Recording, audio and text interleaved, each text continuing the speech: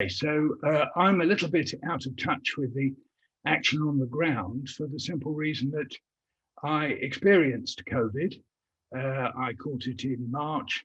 I was on a ventilator, so I was in intensive care for 48 days, and I was in hospital in all for 3 months.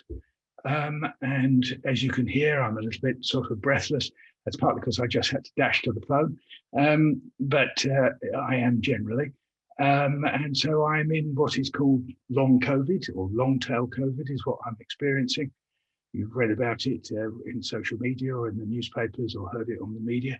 I've taken part in some of those because it's a much underestimated characteristic of the COVID pandemic. In other words, people get ill and have flu symptoms, of course.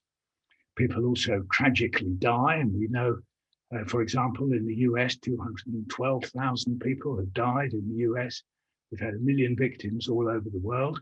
This can't be underestimated or somehow or other brushed under the carpet as if it's insignificant.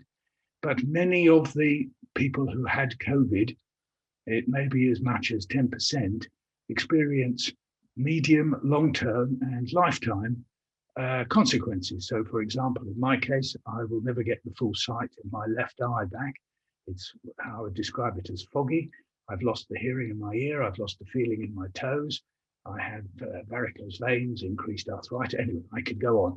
There's a catalogue, and people will tell you. And also it's affected my, not exactly my thinking, but my ability to take on complex multimodal things that happen. So standing in a supermarket, or indeed looking at that strip of faces up the top there, poses some kind of a problem for me. So let's not underestimate what this long COVID is, and it can affect anybody, even asymptomatic people who experience it. So this is particularly relevant for our students, many of whom may get COVID, be tested positive, be asymptomatic or just hardly feel anything, but then later experience some of these long-term effects, because it appears as if the COVID virus not only attacks the, as people thought, the cells in the respiratory system, but it appears to attack the whole vascular system, the veins and arteries, that is,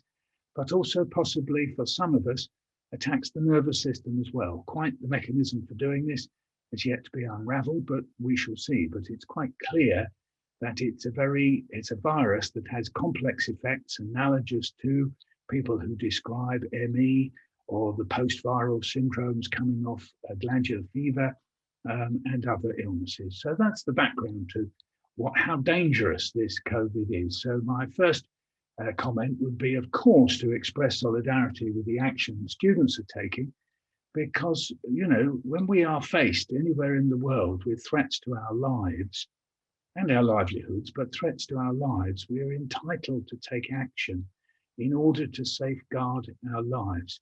And people watching this or hearing this will know from their experiences of migration or of threats due to chemical waste, all sorts of things in our lives.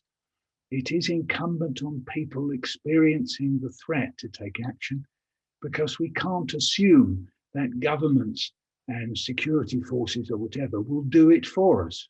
We cannot always assume that somehow or other those in leadership positions will do this. It doesn't take me to remind us all of this absolutely disastrous policy of this government to set up this whole test and trace mechanism that should have been in place in February or early March, at any rate, should certainly have been in there right from the beginning. They knew the dangerous nature of this illness, that it passed not only from animals to humans, which is how it started, we think, possibly, probably, but from human to human. The moment they knew that and knew it was causing fatalities, they should have put a test and trace policy in place and run by the public health authorities in the localities. This is not some trivial bureaucratic point I'm making here. The point is the knowledge of localities is held in localities. It's a kind of obvious truism I'm saying here. It isn't held in the mind of somebody who runs TalkTalk and screwed up the data of TalkTalk. and it isn't held in the minds of people who are in for making a quick buck out of what is a disaster for the populace and for the people at large.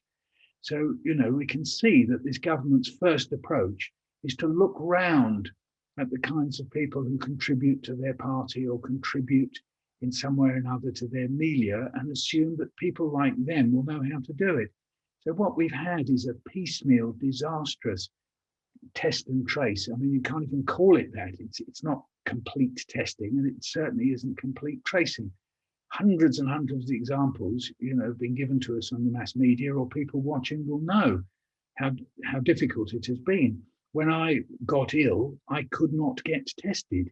That was in late March, so I couldn't get tested at the GPs. I couldn't go to A&E, and when I spoke to on 111, when I spoke there, essentially they told me just to sit tight.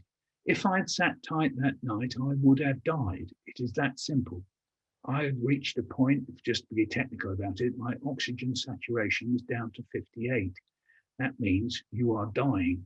And that's where I was before, very luckily, through the intervention of a friend who was a GP, that my wife took me straight to A&E.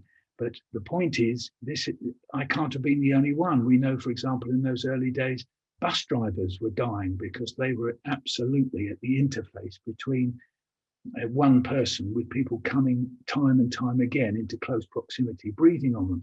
We can see from the White House, irony of ironies, that just one garden party can cause this illness to spread. It's highly infectious, contagious, whatever's the appropriate word. So I say once more, it's total solidarity with the students. We're entitled to take action to protect our safety. And then, of course, the UCU, which is my own union, as a member of the Goldsmiths, on the teaching staff of Goldsmiths, we have to draw the line. What is safe to do? If the only safe thing to do is to teach online, then we must do it. Teaching online is not impossible. It's not ideal, of course. But if it's the only way in which we can stay safe for the time being, it's not going to happen forever, then we must do it. We must insist on doing it. And the only people who can insist, ultimately, are the people concerned. In this case, it's the Union of Teachers, the University Teachers, University College Union. So I'm here today to express solidarity, if you like, from the other side of the wall, or both sides of the wall, if you like, both as a teacher in universities and also someone who visits schools. It's possibly there that I caught it in the first place. I don't think schools are a particularly safe place at the moment, but with our colleagues and brothers and sisters in schools, it's not easy. So solidarity from me from the other side of COVID. All the best to you all.